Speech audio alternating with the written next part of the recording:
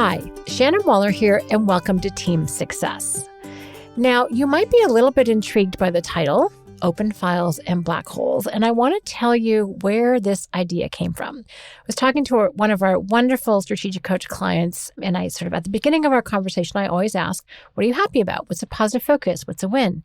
And he related that he had just finished meeting with two of his phenomenal team leaders whom I've met, and they were going through one of our tools called the 4x4. And the 4x4 is a really interesting way to lay out your expectations for a role and how someone can win. Also, how they can fail. So just quickly, if you're kind of intrigued by that, we talk about performance. So this is them being alert, curious, responsive, and resourceful. So in this role, what do you want them to be paying attention to? What do you want them to be curious about? What do you want them to respond to? How do you want them to be resourceful? And then the results that you're looking for, which are faster, easier, cheaper, and bigger or better. So then you can really quantify what that looks like too, because how do they know how they're going to measure their success? Then 4 ways they can be a hero, which we like to put in project form. So in this quarter, what are 4 ways that they can be a hero?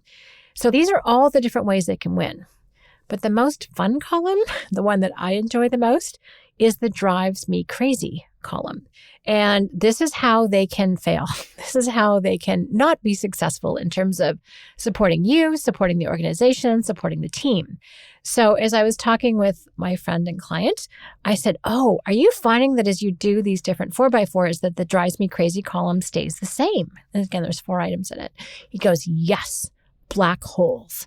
I'm like, oh, tell me more. So he said, when someone does something or doesn't do it, but doesn't tell me, and I think it's happening, but it's not. So that's what we call, as strategic coach, a black hole. And it's terrible. It's like something falls into the abyss and you don't know what happened to it. You're kind of hoping good things are happening, but if they're not, you would kind of assume the worst. And it's really important to understand why this is so critical. So my point here in this particular conversation is to make sure that you're alert to setting up people for success, aka letting them know what you expect.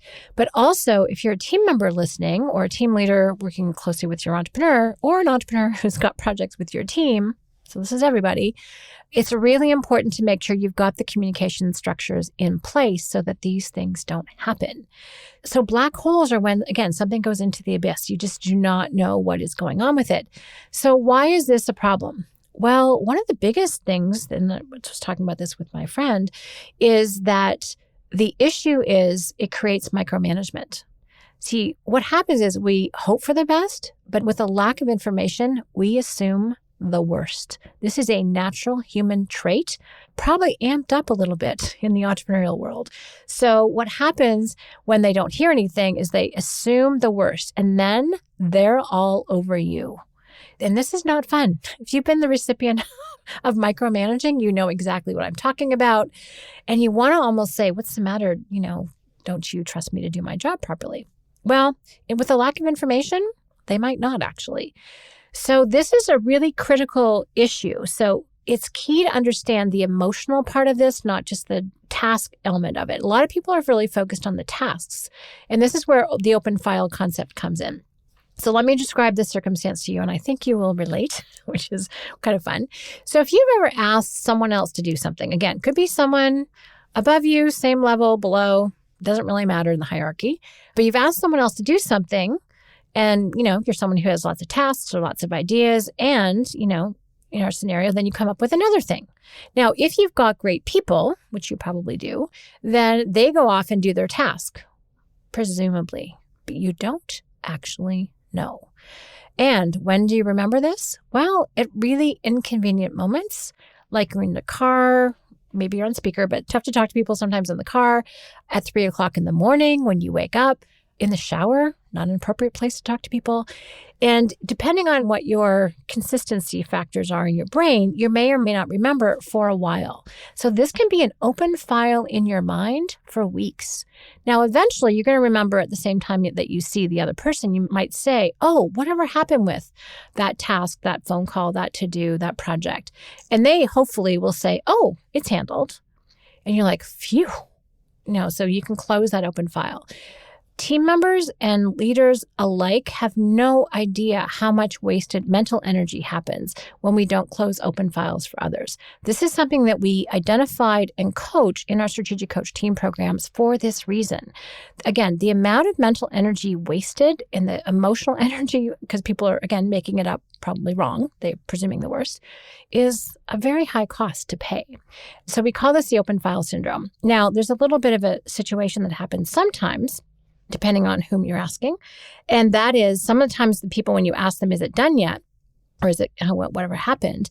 They will go, what's the matter? Don't you trust me?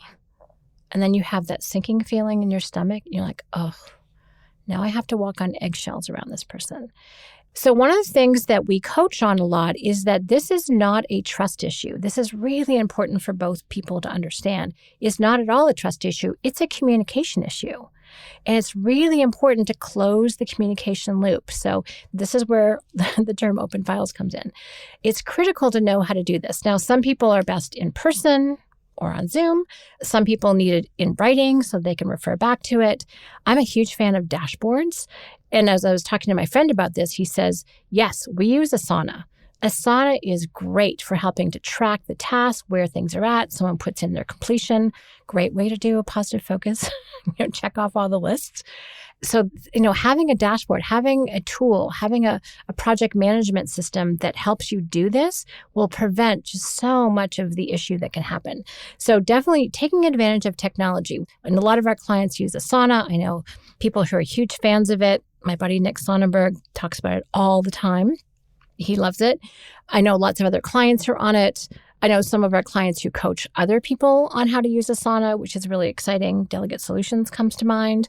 So that having those tools handy and making full use of what's possible in those productivity systems is massive. But technology sometimes is not the only solution. Often a people solution can be good too. So I'm also a fan of making sure that you have short, frequent connections with your key team members who are responsible for doing those particular tasks. Again, this works up and down the leadership ladder. So having a short 15-minute meeting allows people to actually problem solve as they go. If they're hitting a roadblock, you're probably going to find out about it. If you don't meet for someone with a month, they could have been stalled in week 1, but you're not finding out until week 4. And one little idea or suggestion, or even just being a sounding board for their ideas, could have completely broken through that roadblock that they were experiencing, and you could have been 3 weeks further down the path. So again, if you're feeling like, oh, you don't want to be bothered with this, or you're too busy, those short huddles on those tasks, hey, how are you? What's a win? Let's talk about projects, anything I can help with, any roadblock you're experiencing. How's it going? Where are you making progress? Those are great conversations, and I have them frequently. So people with whom I am working on projects, big and small, we set up regular huddles. And again, we follow that positive focus framework, and then we get into the project. And I like problem solving this way. Sometimes people hit an obstacle, and I'm like, oh, that's going to be way too expensive or way too time consuming, or we can't get there from here. Let's do this instead. Occasionally we trash the project, very rarely, but often we find a detour or we find a different way of doing it. Or that person comes to me, it's like, I know this isn't working, but what about doing this instead? I'm like, oh, that is so much of a better idea. Let's do that. And then they get the sense that they can share their uncertainties, they can share their concerns. You're not going to come down heavy or hard on them, and that you're doing it together. If you are passionate, or even if you just care a little bit about collaborative teamwork, this is the way to do it. Think through projects with people. And now I don't like to be the go-to person for all the answers. I want people to bring their possible solutions, but I love talking them through with people. I love having them come and go, oh, hey, I think I might have a better idea about this.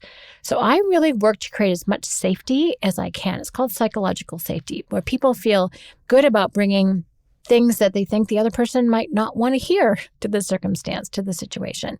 And I want to make it as easy, as, again, safe, as comfortable as possible for people to bring to me both their wins and their challenges, or again, usually their uncertainties, before they get too big.